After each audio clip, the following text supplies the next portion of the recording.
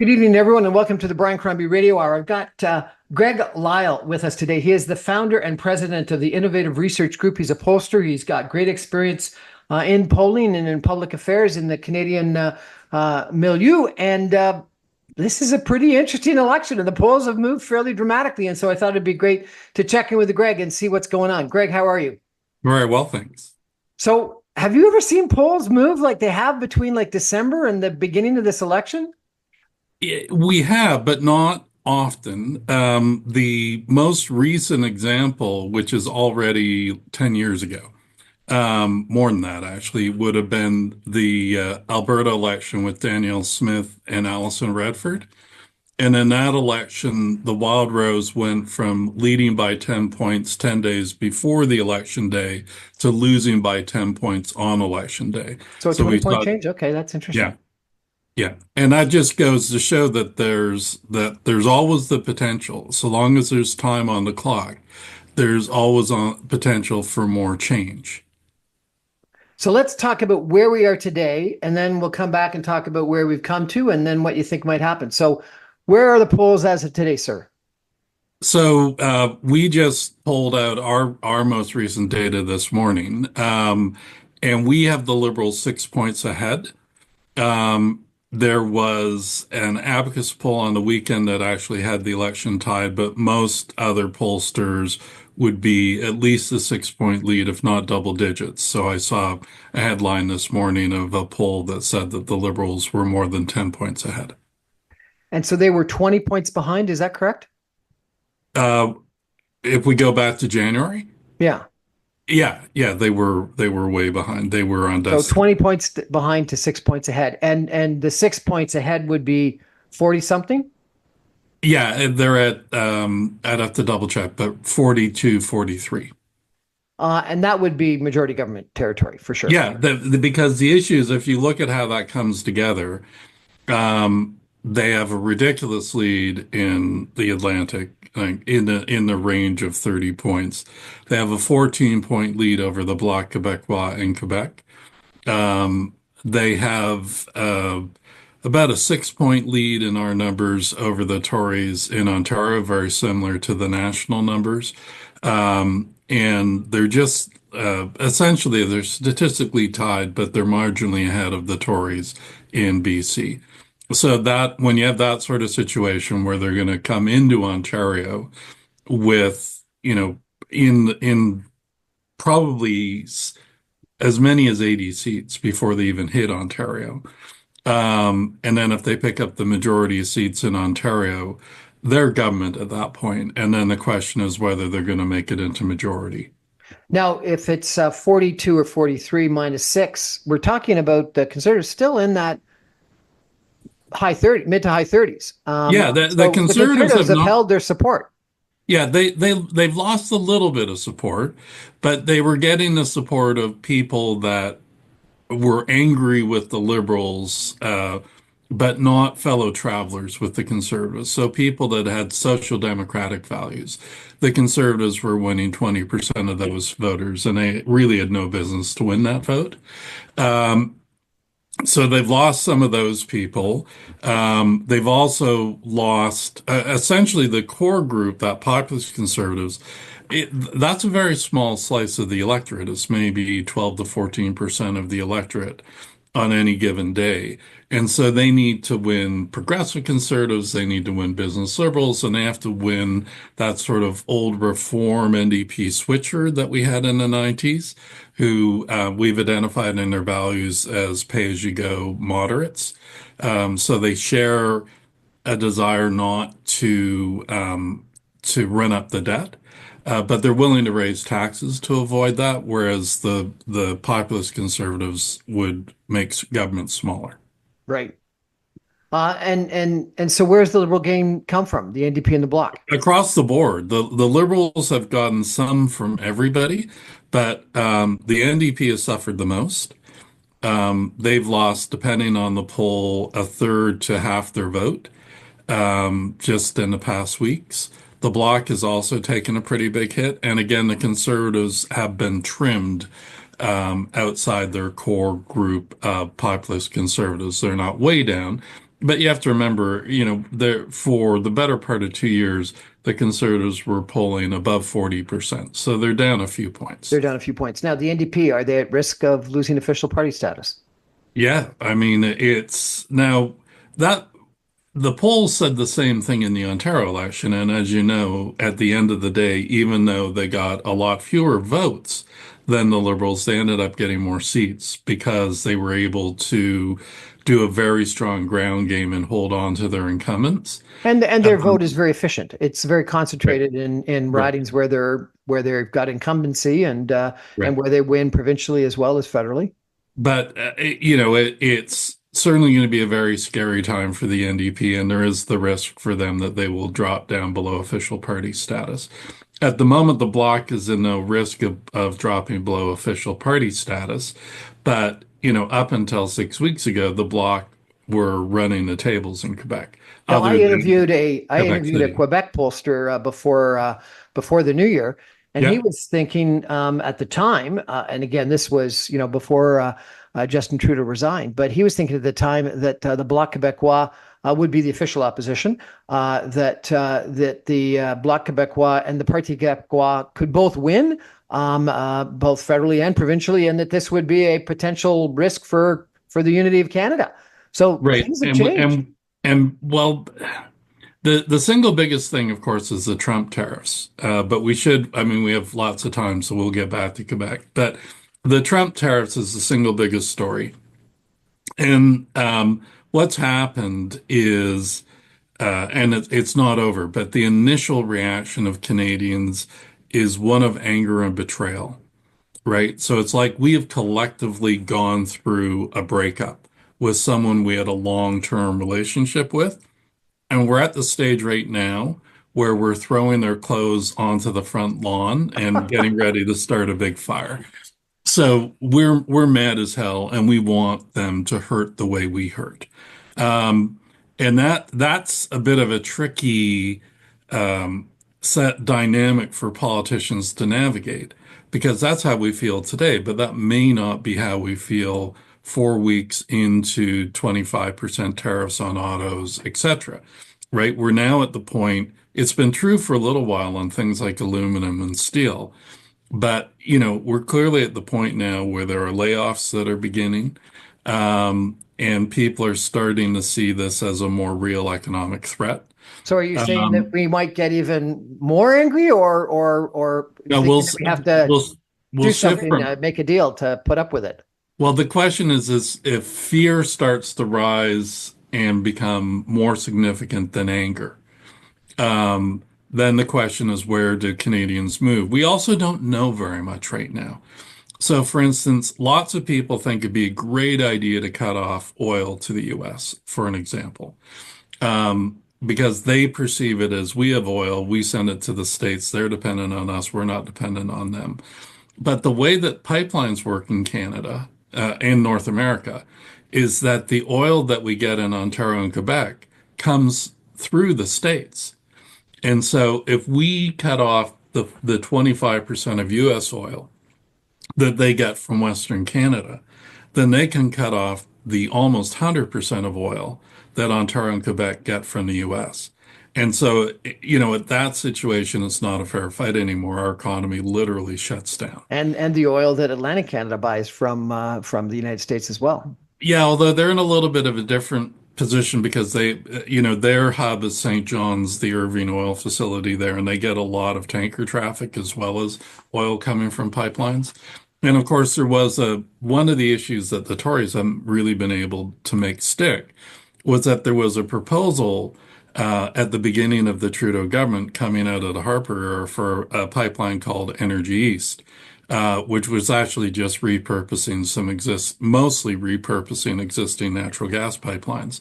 And that would have created a direct all in Canada line between Western Canada and Ontario and Quebec. And the proposal was also to go all the way to St. John, New Brunswick. So that pipeline, if it had gone ahead, would have been built by now.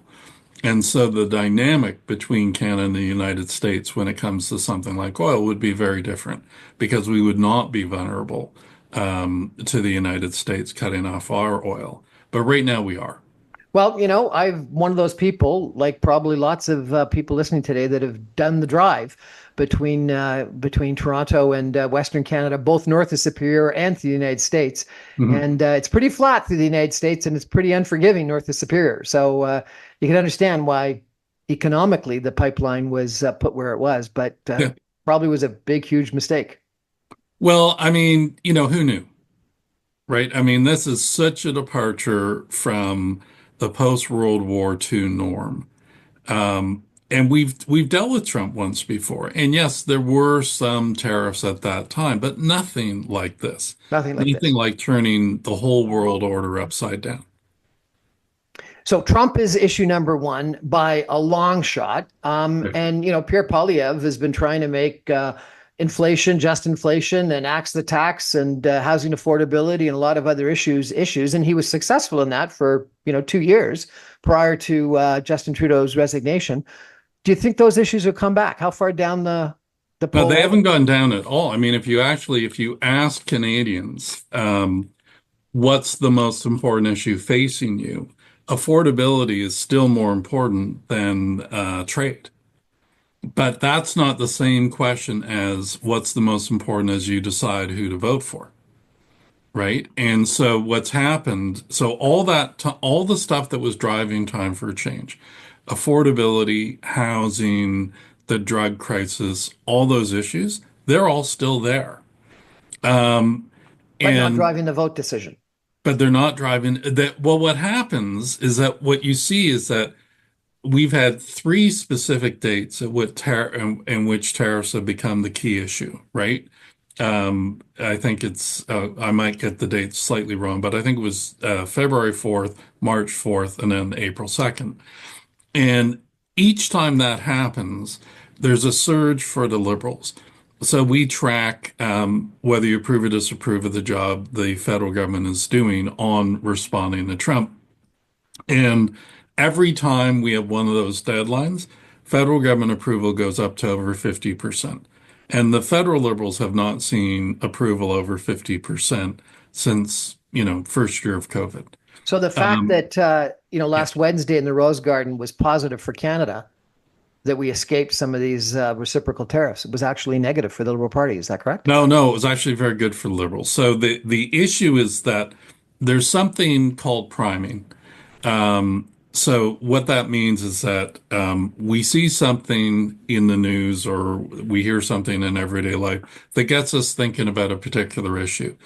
So the whole Rose Garden thing, that drove attention to who's best at standing up to Trump. And even in November, we did a poll and we were trying to figure out why is Justin Trudeau staying?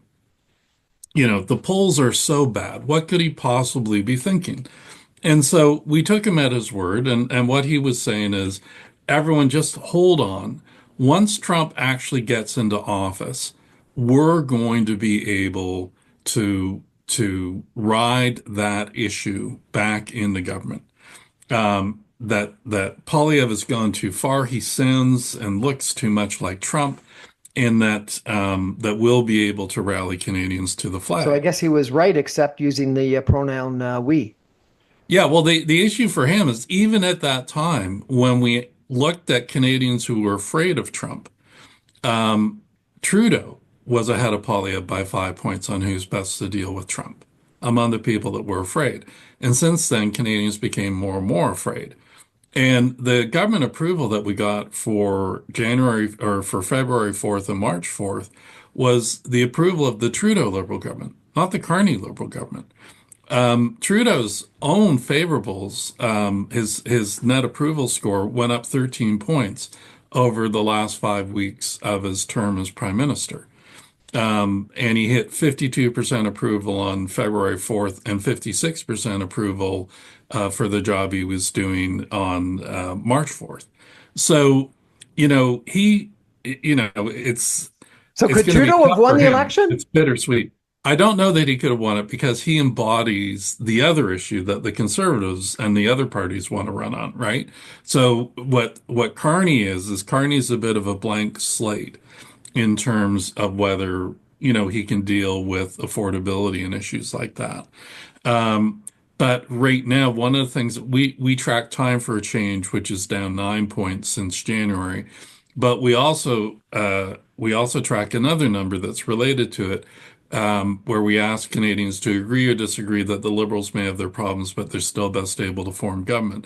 That number has gone up 15 points from 30 to 15 points. 45% Okay. in the last 6, 8 weeks. And that matches Um, the voting intention. yeah, it's basically it basically says that there's a big enough universe for the Liberals to win now. The demographics, though, were really interesting. I want to turn to that next if we could. We're going to Yeah. take a break for some messages and be back in 2 minutes with our guest, upholsterer Greg Lyle, I apologize. We're going to talk a little bit about the gender gap and the age gaps, which I think are really interesting. Stay with us, everyone. Back in 2 minutes.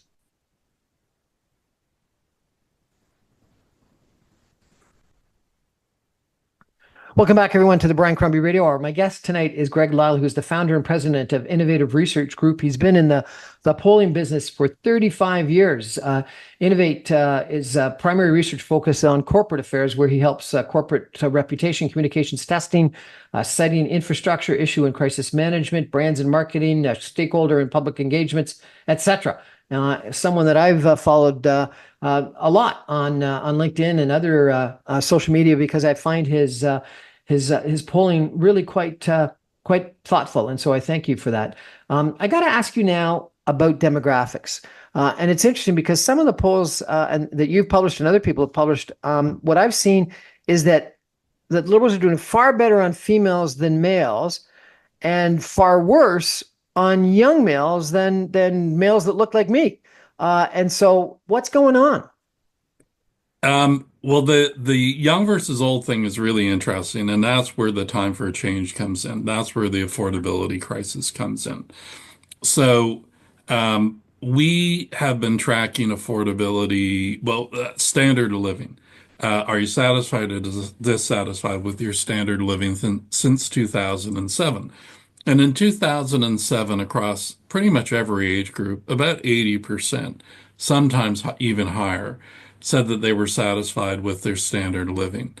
Nowadays, every generation under 60 is divided on whether they're satisfied or dissatisfied. So the satisfaction dropped 30 points, dissatisfaction increased 30 points. And so young people are the people in particular feeling the housing crunch. So we've done some work on housing and we do a segmentation and we ask people, are you happy with your housing situation or not? Would you like to move or not? Why do you want to move? What's holding you back? And what we found, if you look, for instance, at renters, two-thirds of renters are people that would like to move but say that they can't move. When we ask them why they want to move, they say it's because of the cost of housing. And when we ask them why they can't move, it's because of the cost of housing. They can't afford to stay where they are and they can't afford to go somewhere else. And so there's this huge amount of anxiety that's out there. People have all grown up with the Canadian dream that they'd have a nice house and a nice neighborhood, that it would be a safe neighborhood, that there'd be healthcare when and where they needed it. And all these things are things today that increasingly people don't feel that they can take for granted. And so they're angry about that. And if you're older, if you're a boomer or older, you've ridden the housing bubble. And so you are, in good shape. But your kids, your grandkids, they're not. And those people are the people that are providing the base for the conservatives. And one of the issues with that for the conservatives is that historically young people don't vote the way old people do. So if you see the Liberals leading by 6 point on average, and the Liberals leading by even more among older people, that suggests on election day they may even have a bigger margin than we're seeing. But a lot of those people, I think have been engaged and motivated. Some of them people suggest were the people that were anti-vaxxers and attracted by the trucker convoy and by some people on the extreme right. And then these rallies that Pierre Poilievre has been having have really been trying to generate support, like the Trump rallies tried to generate support. And just taking a look at those rallies, there's a lot of young males in those rallies. Yeah, there's actually I mean, the Tories are still doing pretty well with young women as well. And but the liberal base all along has been older women who are more concerned about the sort of tone that you're hearing from the Poilievre campaign. That And that's women difference, the gender gap I saw was massive, was it not? um, I'm not sure that I would say massive. I mean, traditionally it's always been big, right? That there's always been that for a variety of women, a variety of reasons, women have been more open to center left parties and men more open to center right parties. Part of it is how they look at issues, right? So and where they work. So women tend to be in the workplace corralled in pink ghettos, right? So you look at any teacher's staff room, you look at any childcare facility, you look at most hospitals outside the doctors, and huge chunks of the people that work in those sectors are women. Public sector funded, caregiving, not part of the goods producing economy, important, but different. And so their values are just not the same as men who are working in transportation or forestry or manufacturing or whatever. And there's more mixing now than there's ever been in terms of careers, but still, men tend to work in the private sector, women tend to work in the public sector. Men tend to be more focused on material issues. Women tend to be more focused on post-material progressive issues. So I was thinking that gender gap had grown. You're saying it hasn't really grown. It's the same as it's always been. It's not wildly different. Really, that's interesting. But the young male has grown from a conservative standpoint. And young women too, right? Like, I mean, the big change right now is historically, the joke was, a conservative is a liberal who's been mugged by reality. And the idea was that, as a young person, you'd be a socialist, as a middle-aged cohort, you'd be a liberal, and as an older person, you'd be conservative. And there was some truth in that. But that is shifting in Canada today because of these issues of affordability, housing, and that sense of being more focused on putting bread on the table and not on what type of bread we're putting on the table. Hmm. That's fascinating.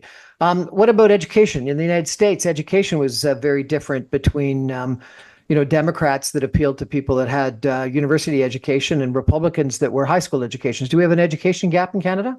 Yes. But one thing to bear in mind in the United States is that, for instance, college educated women were a lot more likely to vote Trump in this election than they were in previous elections. So there's no doubt about it that if you go to university, your values shift to the left. There's just no doubt on average that is the case. And Why? Because we're so indoctrinated in universities? I'm just saying it's what happens. So and there's lots of reasons for that, right? I mean, you're exposed to different things, you end up in different careers, right? So all most of the public sector jobs these days are jobs that need university education to qualify for. And so you just see, just a lot of those values. But nonetheless, to me, it's more about the values than the demographics. Yes, there's definitely an education skew, but the reason there's an education skew is because people at university are more likely to be center left voters.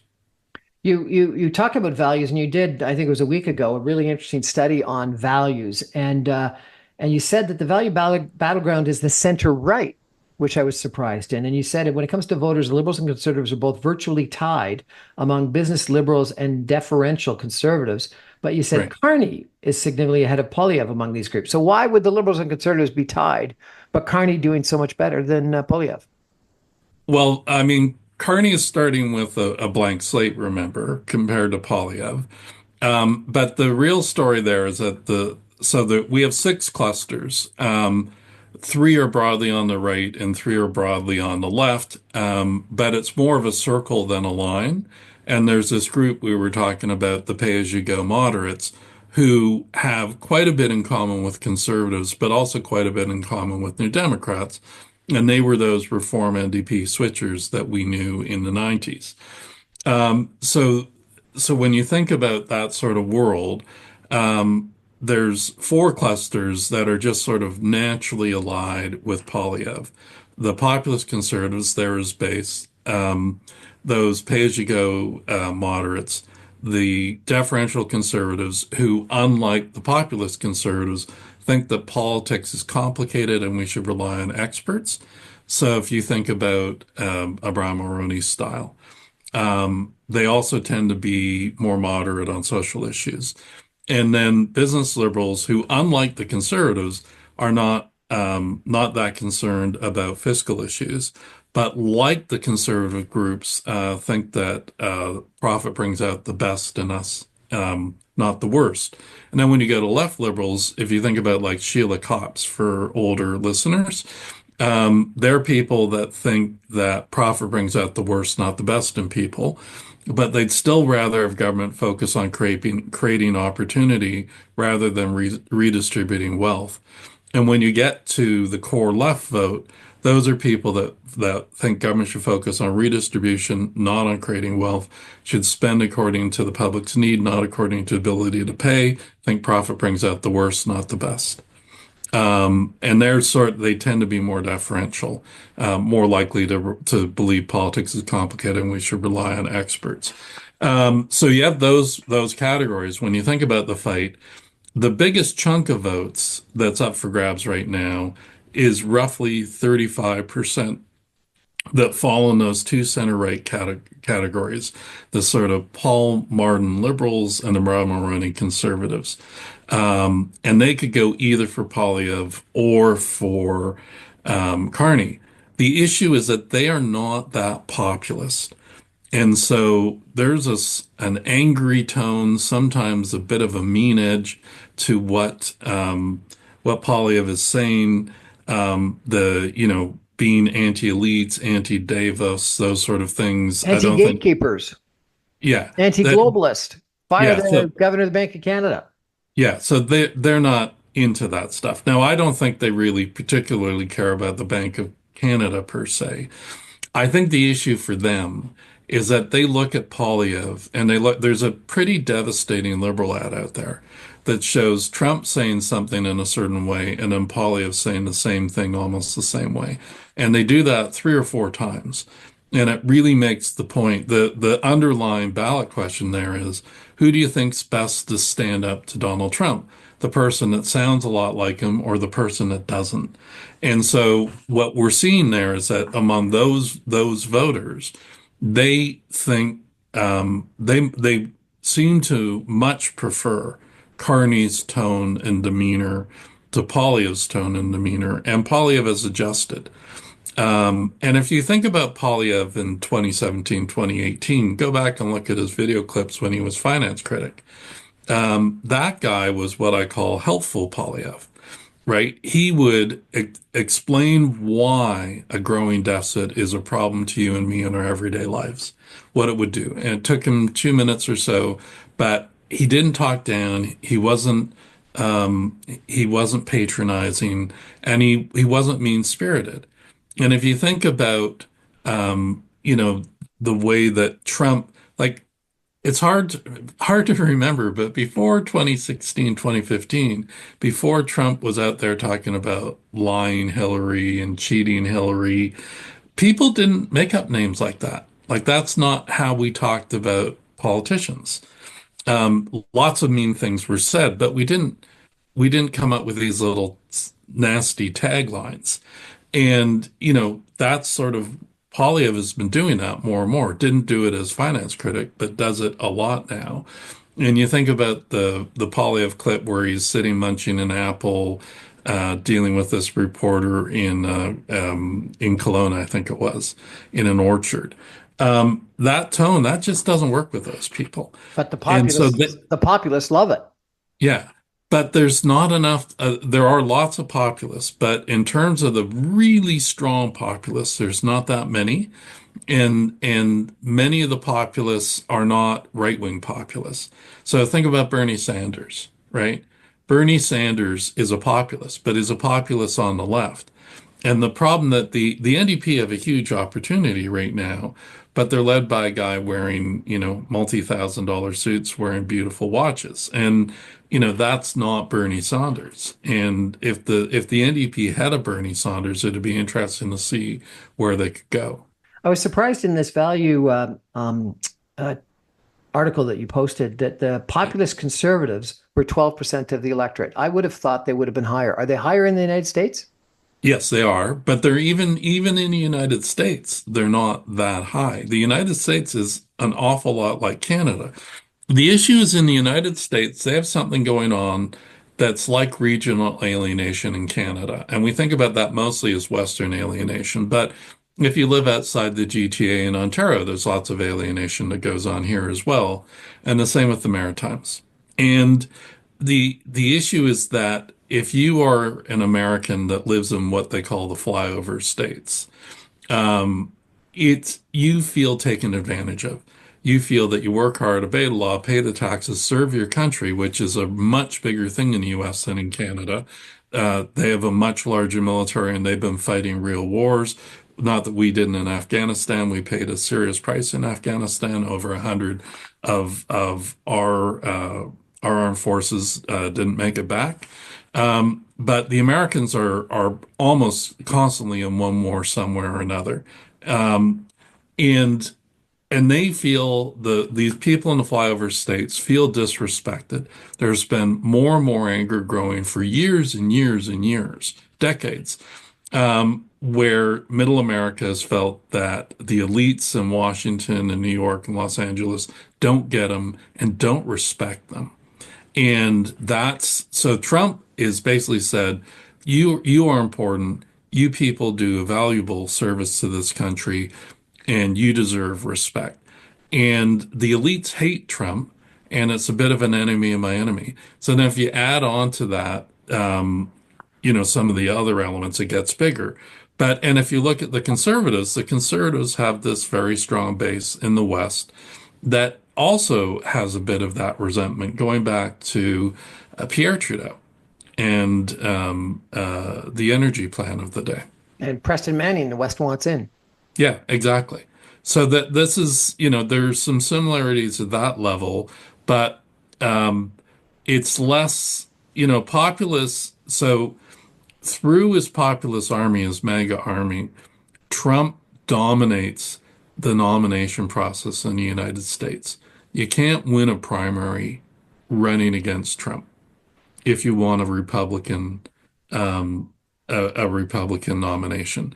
And so, even though the populists aren't a lot bigger in the U.S., um, institutionally they have a chokehold on the Republican Party because they're angry and they're willing to show up. They'll act, right? We have a Well, saying. and I've heard from lots of people that they felt excluded from the current Conservative Party, and they may have been Jean Charest supporters or people that Yeah. were more of the Brian Mulroney side of things, the more progressive conservatives, and so we have that in Canada too, where the Yeah. leader gets to decide who his candidates are, and some people that said the Liberal Party left them and went too far to the left, and they felt abandoned. So But we've like got this that's in Canada another as issue well. with the Conservative Party in this election, right? I mean, here in so I'm calling in from BC today, even though I spend about half my time in Ontario. And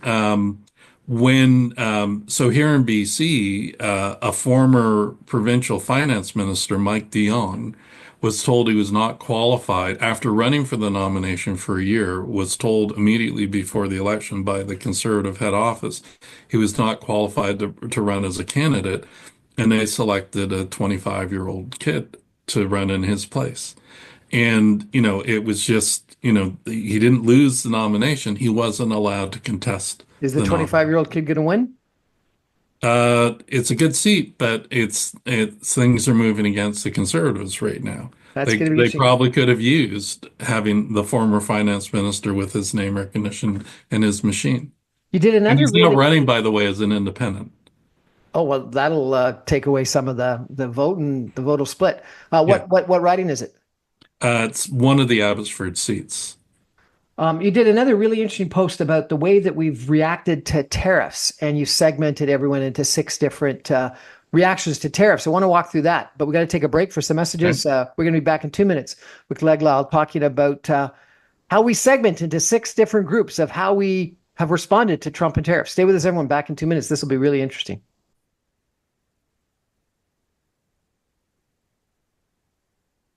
Welcome back, everyone, to the Brian Crombie Radio Hour. We're talking to Greg Lyle today. He's the founder and president of Innovative Research Group, Inc. We've been talking about liberal versus conservative, Carney versus Poilievre, how far down the NDP and the bloc have gone. We've talked about values. We've talked about demographics. One of the really interesting things you published a couple of days ago was you titled it "Meet Canada's Post-Tariff Consumers," and you say 13% of us are raging Canadians. 21% of us are resentful Canadians. 9% are conflicted patriots. 23% are price before politics. So I guess we just care about cheap prices more than we care about the politics. Yep. 23% are detached Canadians. I'll be interested to hear what you have to say about that. And then the other one that I found fascinating, comparable to your 12% being populist conservatives, are 12% are pro-American Canadians. Wonder if they're the same group. I don't know. So walk me through these different groups and how you've been able to segment them. Well, so there's a couple of different dimensions we bring to bear. So the affordability issue that we've been talking about hasn't gone away, right? There's still many, many Canadians struggling to pay their bills, and that's a really key dimension when you look at how people are willing to react in their everyday lives. But if we just ask, how important is it for you to buy Canadian? What you see is most Canadians say it's quite important to them. And if there's no price difference, no matter what the other differences are, we're all generally inclined to buy Canadian if we can. The issue is going to be if you have to pay 10% more, 20% more, Not the something like that. pro-American Canadians. No, well, the pro-American Canadians, even they, all else being equal, will buy Canadian. So Because they're not, everywhere I see ads on TVs and bins at shopping centers. Everyone's got the maple leaf on everything all of a sudden. right. Well, one of the big issues, so another key issue that we looked at that makes a difference between the raging Canadians and the resentful is the resentful Canadians don't know where to look to figure out what's Canadian and what's American. And they also have something, a fairly strong attachment to wanting to have the product that's right for them. And they're also, well, just, we sort of a utilitarian thing. But they're confused. They aren't sure what are the American and what are the Canadian ones. So these ad campaigns are really important to help Canadians who want to buy Canadian to figure out what actually is Canadian. And you see this increasingly in stores in merchandising, and that they'll put Canadian flags on the price tag, or they'll put increasingly you'll see product packaging will include Canadian flags and that sort of thing. The conflicted Canadians, one of the big differences for them, they're also very committed to wanting to have the best product, and they're the most likely group to think that American products are the best. But they're still very passionate about their desire to buy Canadian. And so that's why we call them conflicted, because they're torn. Um, Once we get out of that group, so those first three, they all have this strong desire to do something to stand up to the United States. When you get into the other groups, that falls off quite a bit. So the price before politics group, they're all show me the money, right? For them, life is hard, it's a struggle, and patriotism is a luxury. So, if you can find a way to even the cost playing field, then they'll come on board. But life is hard, just is. Now, given Um, that scenario, yeah, Carney has made a couple of speeches where he talks about, a very different world view going forward, a very different relationship with the United States, that the trade and security relationship is forever changed. And Poilievre is more, we'll negotiate. And Right. we'll try to, get back our prior relationship. Given those two different scenarios, which one is best with the array of attitudes that you've described?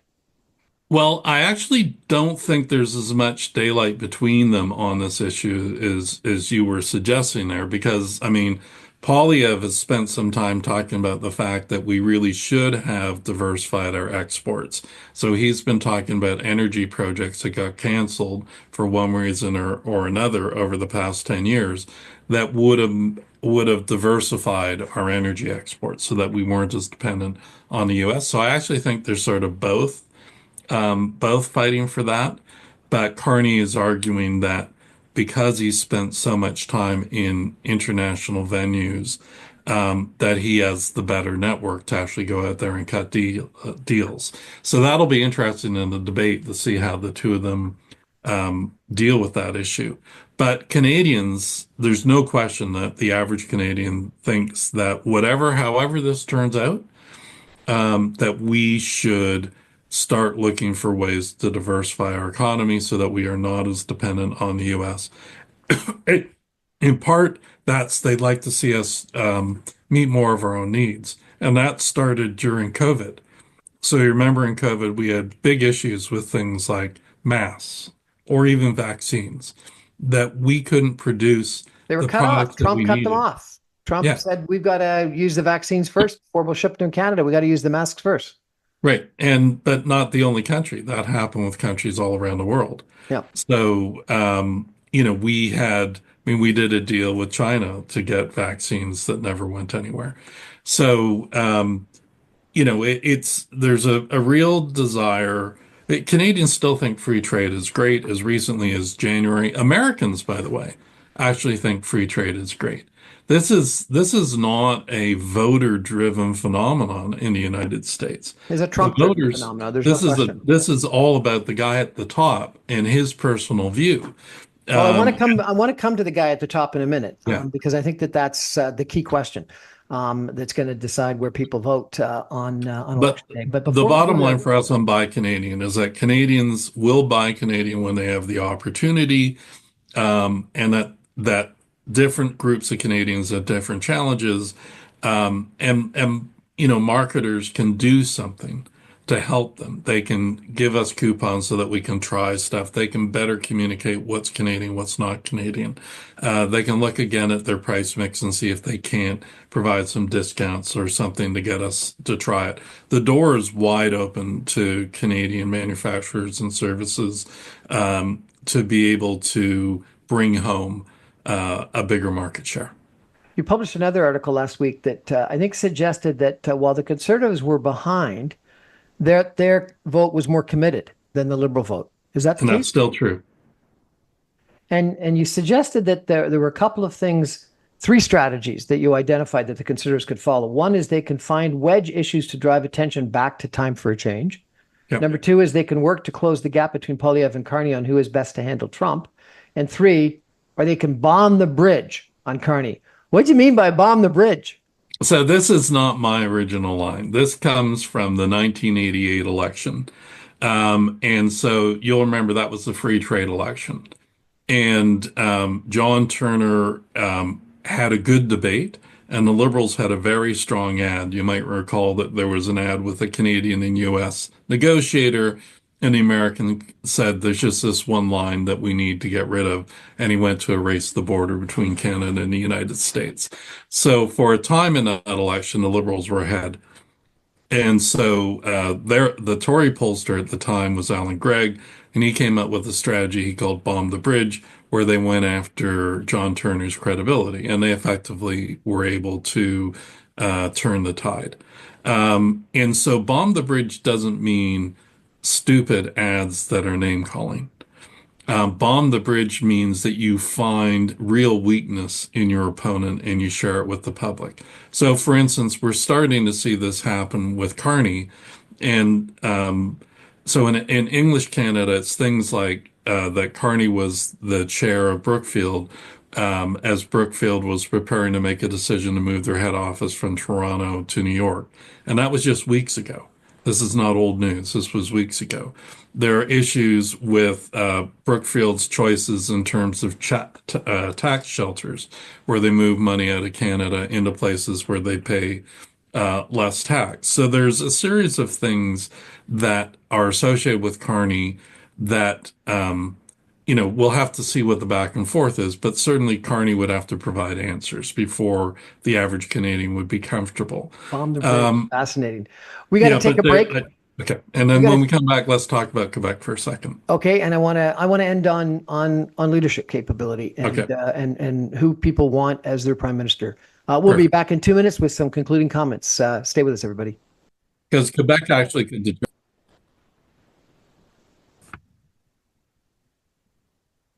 Welcome back, everyone, to the Brian Crombie Radio Hour. Greg Lyle, founder and president of Innovative Research Group, is our guest tonight. Sir, you were just saying Quebec could make the difference? Yes. So the issue there is that Carney doesn't have great French. That was known. But what's been discovered through the campaign is he doesn't know a lot about Quebec. So we all remember the terrible massacre at the Polytechnic, where a gunman came in and shot women for being women. He has a candidate that was a survivor of that event. And when he was talking about her, he got her name wrong and he got the name of the university wrong. He said it was at Concordia. So there's been a series of things like that where he's been out of step in his almost every major Quebec foray. And at some point that could add up. And if the bloc can use it, people may have missed this week that the U.S. identified French language rules in Quebec as a trade barrier. But the bloc may be able to get new life out of that issue. And that brings us to the whole issue of leadership, which I know you wanted to get to. But they may be able to demonstrate that Carney isn't connected to the average Quebecer and can't be trusted to protect them against Trump. So in my social media feed, I think that the thing that I see more often is that just the comparison of the two resumes. And is that impactful on people? Well, we're certainly seeing that Carney's favorables are going up, and this week Poilievre's favorables went down. And right now there's a 20-point gap between them. So it does look like Carney's experience is working for him at this point. How can there be a 20-point gap on leadership and only a 4 to 6 point gap on who you're going to vote for? What party? Well, it's on favorables. Other gaps, so like who's best to be prime minister is a 6 point gap, which is roughly the same as the vote gap. But so people like Carney more than they like Poilievre, and in part that's due to the history of his style. So is this baked in or could it change? Very much likely to change. So we still have 40% of the electorate saying they'd like to hear more. And we as Canadians as a group still don't know all that much about Carney. And if you think about what happened in Alberta, a 20-point swing in the last 10 days of an election, I don't think I think this is wide open until we get through the debates. So I thought it was interesting I think it was the 2006 campaign that a lot of people didn't think that people would start making the decisions until after the Christmas holidays. But what they found is that everyone spent Christmas arguing about politics over the Christmas dinner. And I think that's going to happen again this year. And what's going to happen is we're going to have the debates just after Passover, just before Easter. And I think that people are going to spend that long weekend, the Easter long weekend, at family dinners talking a lot about politics. And so I think you're right. Things could change depending on the debates and then what your brother-in-law or your uncle thinks at the dinner table on Easter Sunday. And of course, the wild card in all this is what will Trump do right up until Election Day? Ain't that true? Well, Greg, it's been fascinating. I really appreciate it. We'll have to have you come back again after Easter and see what's happening on your polls. Excellent. Thanks so much. That's our show for tonight, everybody. Thank you for joining. I remind you, I'm on every Monday through Friday at 6 o'clock on 960 AM. You can stream me online anywhere in the world at www.saga960am.ca. I'll put all my podcasts and videos up on podcast servers, on YouTube, on social media, etc., as soon as the radio show goes to air. Good night, everybody. Thanks for joining us. Greg, I really appreciate it. Good night. Thank you. Take care.